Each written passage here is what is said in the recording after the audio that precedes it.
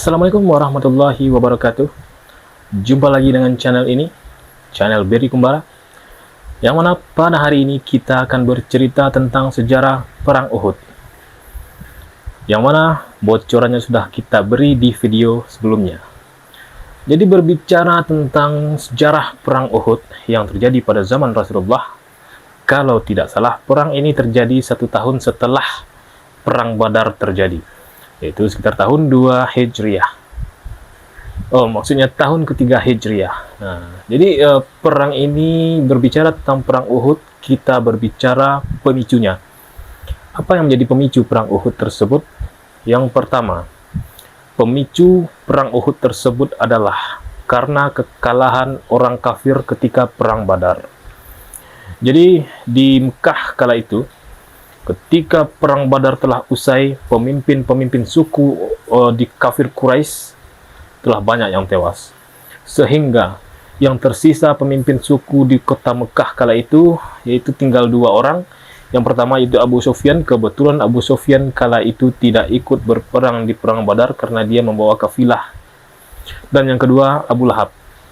Abu Lahab ini tidak ikut berperang di Perang Badar. Dia hanya menyuruh orang yang berhutang kepadanya untuk ikut berperang di Perang Badar. Jadi 2 pemimpin suku ini yang tersisa. Namun Abu Lahab sudah tewas, sudah mati, dan ceritanya sudah kita berikan di video sebelumnya. Jadi Abu Sufyan ini mengumpulkan tenaga, mengumpulkan strategi, dan mengumpulkan pasukan untuk mempersiapkan penyerangan berikutnya. Yaitu Abu Sufyan ini akan melakukan penyerangan ke kota Madinah, sehingga dia meminta kepada seluruh pemimpin-pemimpin orang-orang Quraisy untuk mengumpulkan pasukan dan mereka akan berperang. Jadi cerita-cerita menarik dalam perseteruan dalam Perang Uhud ini banyak sekali teman-teman sekalian, yang sebenarnya tidak bisa saya ceritakan satu persatu, namun saya ambil bagian-bagian yang menariknya saja. Jadi ada cerita menarik, salah satunya yaitu ada seorang budak dari salah satu kaum di kota Mekah, namanya Wahsy. Nah, Wahsy ini diperintahkan oleh majikannya untuk membunuh Hamzah bin Abdul Muttalib, yang tidak lain tidak bukan adalah pamannya Nabi Muhammad SAW, yang bergelar singa padang pasir, orang yang paling kuat, orang yang paling hebat, dan ahli dalam berperang. Bahkan konon katanya, sebelum di zaman Zahiliyah dulu, Hamzah ini sering berburu. Yang diburunya bukan main, yang diburunya bukan yang diburuan biasa, namun yang diburunya adalah singa. Hamzah luar biasa. Dia hanya berburu seorang diri, dan yang diburunya adalah singa. Coba bayangkan. Orang ini sangat kuat. Nah, Wahsy ini seorang budak dari Abyssinia atau Ethiopia, menurut bahasa kita sekarang ini. Dia satu kampung dengan Bilal bin Rabah. Dia juga sama-sama seorang budak dari Ethiopia. Jadi Wahsy ini disuruh latihan berperang untuk nantinya khusus diberikan perintah khusus, diberikan tugas khusus, yaitu untuk membunuh Hamzah nantinya di Perang Uhud. Jadi Wahsy ini setiap hari berlatihlah, dia membawa sebuah tombaknya. Jadi tombaknya ini lumayan panjang. Jadi dia memiliki keahlian melempar tombak. Nah, setiap hari dia berlatih. Ini Wahsy. Kalau seandainya Wahsy ini menang dan berhasil membunuh Hamzah ketika perang nantinya, dia akan dihadiahi, dia akan dibebaskan dari budak. Ini luar biasa. Karena kondisi saat itu perbudakan masih lazim dilakukan. Jadi bebas dari budak tersebut bukan hal yang biasa, itu sangat luar biasa. Tidak hanya dia dibebaskan dari seorang budak, dia juga akan dihadiahi oleh Hindun binti Utbah. Jadi Hindun ini sangat dendam dengan Hamzah bin Abdul Muttalib karena Hamzah telah membunuh bapaknya ketika Perang Badar, yaitu Utbah bin Rabi'ah. Jadi demi menebus, demi dendamnya, tercapainya dendam dari Hindun ini, dia memerintahkan Wahsy juga untuk membunuh Hamzah nantinya. Dan Hindun ini akan menghadiahi sejumlah emas yang banyak kepada Wahsy apabila Wahsy berhasil membunuh Hamzah. Ini salah satu cerita menarik. Jadi orang-orang kafir ini berusaha mengumpulkan pasukan. sampailah terkumpul pasukan sebanyak 2.000 pasukan yang akan melakukan penyerangan ke kota Madinah.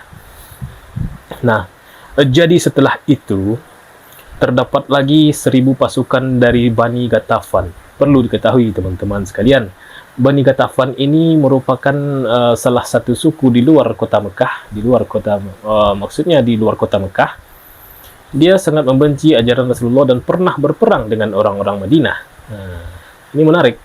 Jadi suku Ghatafan ini pernah kalah juga dengan berperang dengan orang Madinah seusai perang Badar. Jadi ini ceritanya ini nanti kita buat di segmen khusus ya, masalah Bani Ghatafan ini. Jadi singkat cerita, terkumpullah pasukan dari Bani Ghatafan ini sebanyak 1.000 pasukan. Otomatis jumlah pasukan orang kafir kala itu berjumlah 3.000 pasukan. Ini menarik teman-teman sekalian. Belum pernah terjadi, orang-orang Quraisy ini belum pernah berperang dengan jumlah pasukan yang sebanyak itu. 3.000 pasukan, bukan main. Jadi orang-orang kafir ini selama ini berpengalaman perang, dia tidak pernah memiliki pasukan sebanyak itu. Jadi sekarang dia mendapat tambahan kekuatan dari Bani Ghatafan itu sebanyak 1.000 pasukan. Jadi total semuanya 3.000 pasukan. Termasuk di dalam pasukan orang kafir tersebut Khalid bin Walid. Jadi kala itu Khalid bin Walid masih belum Islam. Termasuk juga Abu Sufyan ini nantinya juga masuk Islam teman-teman sekalian. Jadi di cerita yang lain nanti kita akan bahas juga secara khusus masalah Abu Sufyan ini. Jadi sekarang kita fokus ke perang Uhud. Jadi Abu Sufyan ini berhasil mengumpulkan pasukan golongan muda dipimpin oleh Khalid bin Walid dan golongan tua dipimpin oleh Abu Sufyan. Termasuk juga golongan muda putranya dari Abu Jahal yaitu Ikrimah bin Abu Jahal ikut juga berperang dalam perang Uhud tersebut. Jadi strategi Khalid bin Walid ini juga luar biasa nantinya. Nantinya di perang berkecamuk akan kelihatan. Luar biasa juga mereka melakukan penyerangan. Banyak dari kalangan dari cerita-cerita kita dengar bahwasanya umat Islam kalah di perang Uhud. Namun saya lebih cenderung kepada pendapat kebanyakan ulama kita tidak menang. Jadi ceritanya perang Uhud ini awalnya umat Muslim menang, setelah itu kalah dan setelah itu menang lagi. Itu sebenarnya ceritanya. Jadi nanti kita akan ulas. Jadi video ini nantinya akan kita buat beberapa part. Jadi ini part pertama. Nah, setelah terkumpul pasukan oleh orang-orang kafir tadi, dia siap melakukan penyerangan ke kota Madinah. Tidak lama kemudian pasukan mulai bergerak. Jadi kalau tidak salah pada waktu itu merupakan hari Sabtu. Nah, mereka bergerak keluar dari kota Mekah. Saat itu juga Rasulullah mendapatkan informasi bahwasanya orang-orang Mekah sudah keluar dari kota Mekah. Mohon maaf, jadi sebelumnya kita berbicara lagi, kita flashback lagi ke pemicu perang Uhud ini.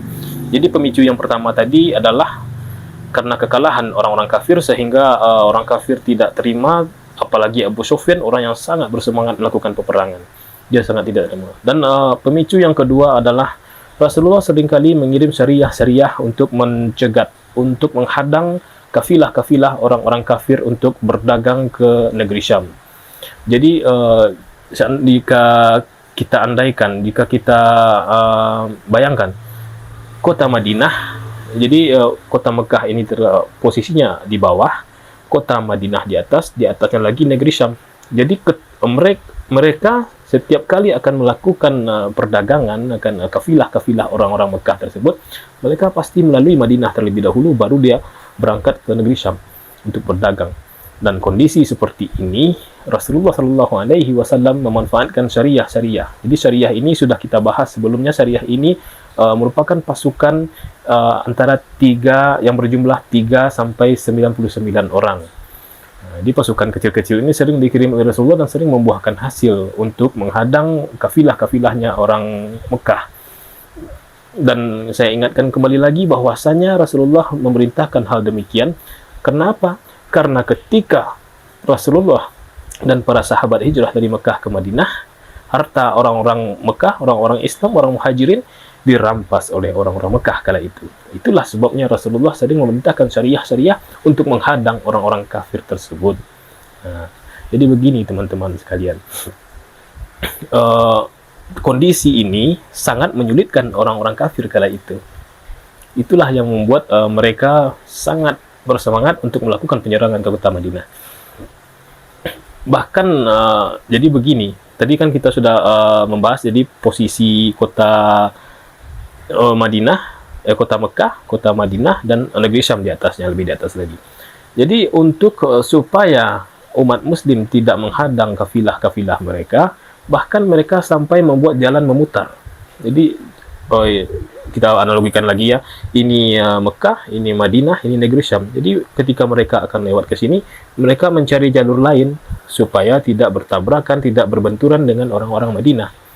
Bahkan meskipun telah sedemikian, meskipun mereka sudah memutar sekian jauh, tetap juga didapatkan oleh syariah yang dipimpin oleh Rasulullah, yang diutus oleh Rasulullah tersebut. Dan itu juga sangat menyulitkan mereka. Kalau kita andaikan mereka melakukan perjalanan dari kota Mekah ke negeri Syam untuk berdagang, habis waktu sebanyak 3 bulan. Dan ketika mereka memutar, habis waktu sebanyak 5 bulan. Jadi waktu mereka sangat habis, sangat jauh terbuang, sangat banyak terbuang, sehingga ini mengakibatkan keterpurukan atau resesi ekonomi di negeri Mekah, di kota Mekah. Nah, inilah yang menjadi pemicunya. Kita balik lagi ke perkumpulan orang-orang kafir yang akan melakukan penyerangan tadi. Jadi ketika pasukan orang-orang kafir telah berkumpul bersama, telah terkumpul 3.000 pasukan tadi, mereka keluar dari kota Mekah dan ingin melakukan penyerangan ke kota Madinah. Dan kita alihkan ke Madinah. Jadi bagaimana kondisi di Madinah kala itu? Nah, jadi ketika Rasulullah SAW mendapatkan kabar bahwasanya orang-orang Mekah telah melakukan penyerangan ke kota Madinah, Rasulullah meminta pendapat kepada para sahabat. Wahai para sahabat, sesungguhnya orang-orang kafir telah keluar dari kota Mekah dan akan melakukan penyerangan ke kota Madinah, ke negeri kita, ke tempat kita. Apa pendapatmu, wahai sahabat? Dengan lantang, dengan lugas, dan dengan bersemangat, Hamzah bin Abdul Muttalib langsung mengatakan, kita kumpulkan pasukan, wahai Rasulullah, kita hadang mereka di luar. Begitu kata Hamzah bin Abdul Muttalib radhiyallahu ta'ala anhu. Diikuti oleh para sahabat-sahabat yang lain, termasuk Sayyidina Umar ibn Khattab, Sayyidina Ali bin Abi Thalib, Talha bin Zubair, Zubair bin Awam, dan sebagainya. Masuk juga kaum-kaum Ansar yang lain. Jadi Rasulullah kala itu sudah punya firasat. Rasulullah hanya diam dan memberikan pendapat kepada para sahabat tadi. Jadi perlu diketahui ya, perang Uhud ini tidak sama dengan perang Badar. Nantinya jumlah pasukan yang terkumpul oleh umat muslim sebanyak 1.000 pasukan yang akan melakukan penyerangan juga, penghadangan, dan di Bukit Uhud, tidak jauh dari luar kota Madinah posisinya. Nah, jadi Rasulullah sudah mengatakan, dan Rasulullah mengatakan kepada sahabat kala itu, apa kata Rasulullah? Sesungguhnya aku sudah bermimpi bahwasanya aku melihat seekor sapi yang disembelih dan sebuah pedang yang bengkok, dan aku berlindung di dalam pakaian perang yang kokoh. Begitu kata Rasulullah. Lalu sahabat bertanya, apa takwil mimpi? Apa takwil dari mimpi engkau tersebut, wahai Rasulullah? Rasulullah menjawab, sesungguhnya sapi yang disembelih tadi akan ada beberapa di antara kita yang syahid di medan pertempuran nantinya. Lalu pedang yang retak dan bengkok tersebut akan ada dari salah seorang kerabat Rasulullah yang wafat di perang nantinya. Lalu beliau berlindung di balik pakaian perang yang kokoh, artinya kota Madinah. Jadi Rasulullah berlindung di kota Madinah, itu artinya. Lalu sahabat mungkin juga karena saking semangatnya, jadi mereka kurang paham juga apa maksud dari Rasulullah. Sebenarnya Rasulullah berkeinginan cukup kita tidak menghadang mereka di luar, cukup kita berdiri di benteng kita, nantinya ketika mereka datang, kita bertahan dan menyerang mereka di balik benteng kita di Madinah. Namun sahabat sangat bersemangat. Wahai Rasulullah, mereka mengatakan, apakah takwil mimpi engkau tersebut, apakah mimpi engkau tersebut merupakan wahyu dari Allah, atau itu hanya analisa dari engkau, wahai Rasulullah? Rasulullah menjawab, itu analisa saya. Wahai Rasulullah, lebih baik kita berperang menghadang mereka di luar daripada di dalam kota Madinah. Nantinya kita akan disulitkan, begitu kata para sahabat. Mendengar semangat para sahabat yang luar biasa tadi, Rasulullah bergegas pulang ke rumah dan memakai pakaian perang beliau.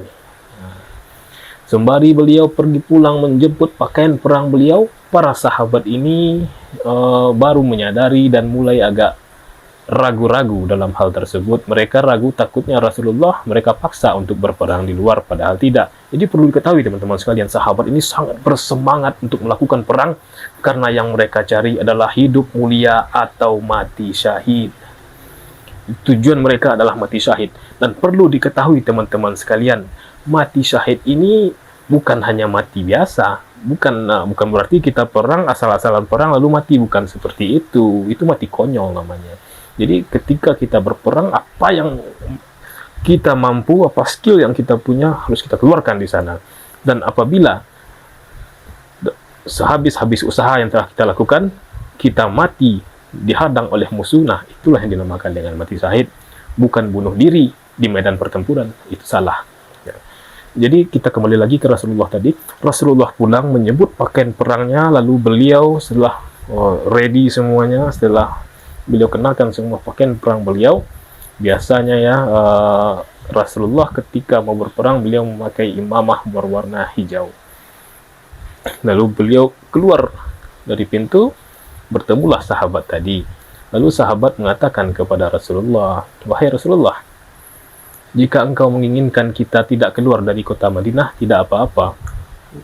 Kita tetap di kota Madinah saja dan kita tunggu mereka melakukan penyerangan, kita hadang di kota Madinah, di balik benteng-benteng kita."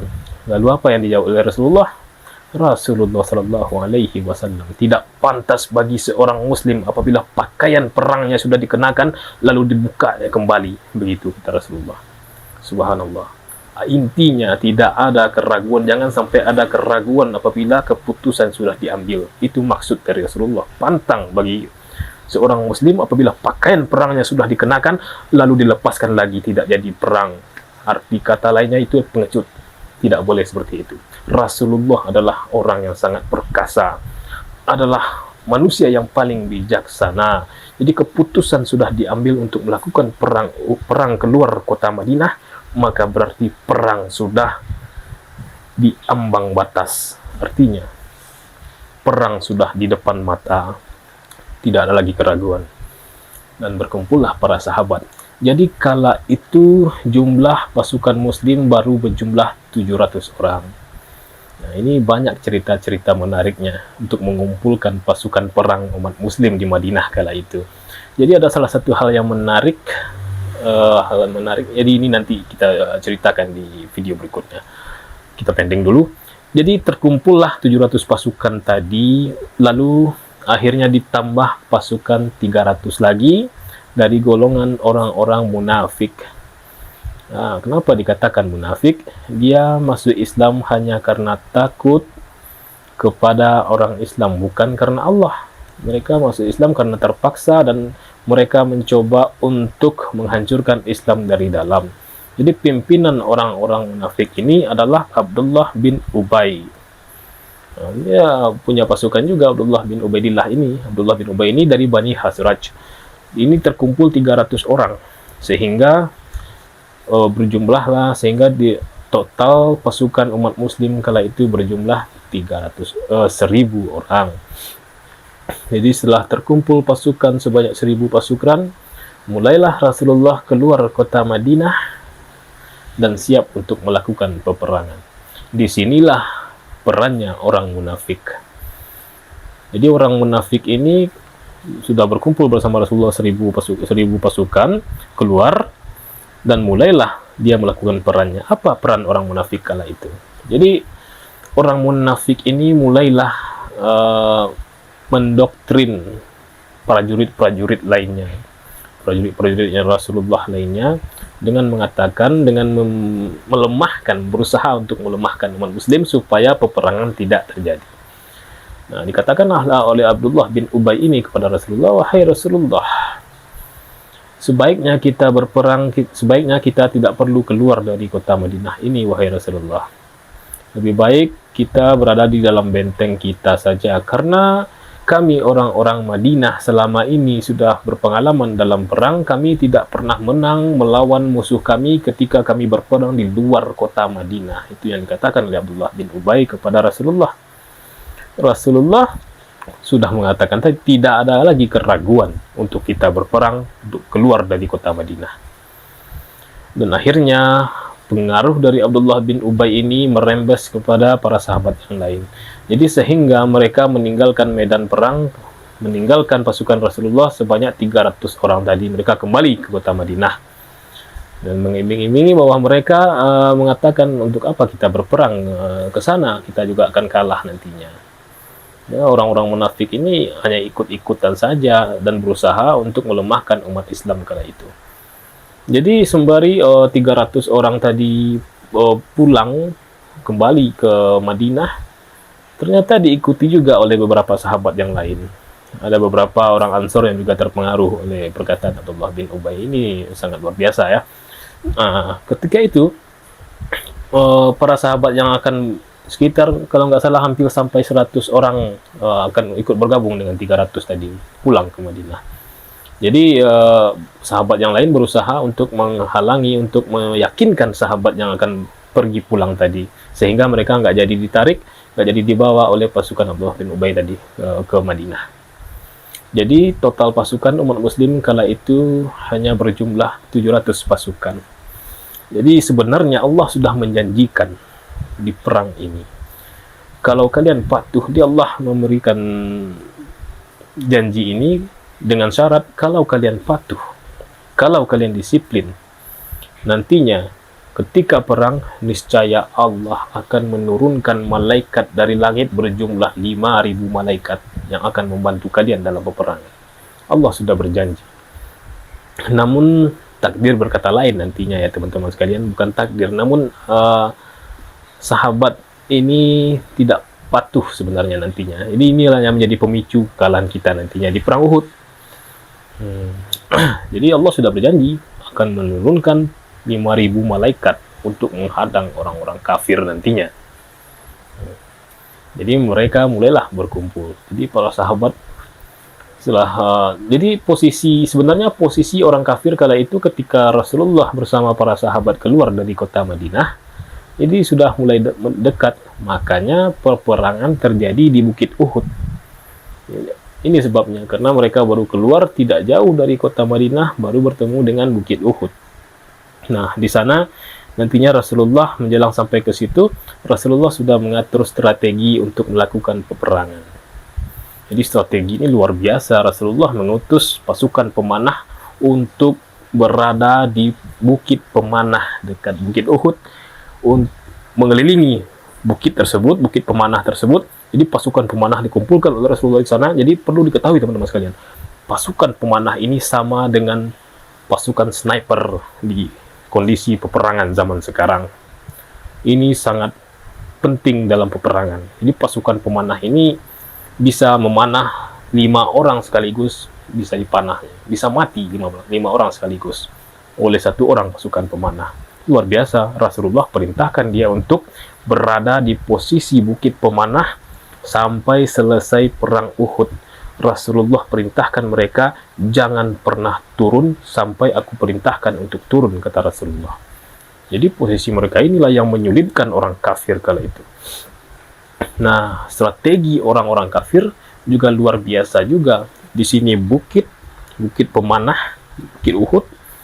Lalu orang kafir nantinya di sini menyerang, mereka tidak mengeluarkan seluruh pasukannya untuk menyerang ke sini. Sebagian dari pasukannya yang dipimpin oleh Khalid bin Walid bersembunyi di balik bukit pemanah tersebut. Dan kondisi saat itu sangat strategis. Pasukan pemanah di atas telah siap apabila ada pasukan yang menyerang di arah balik bukit yang tadi, tempatnya Khalid bin Walid tadi. Jadi karena posisi mereka strategis, bahkan panah mereka juga akan sampai ke pasukan Khalid bin Walid. Itu posisinya juga strategis saat itu.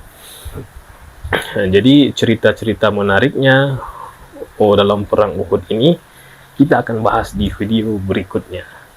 Jadi tonton terus video ini ya teman-teman sekalian. Jangan lupa subscribe, like, dan share Semoga ini bermanfaat. Jangan lupa saksikan video berikutnya. Akhir kata, Assalamualaikum warahmatullahi wabarakatuh.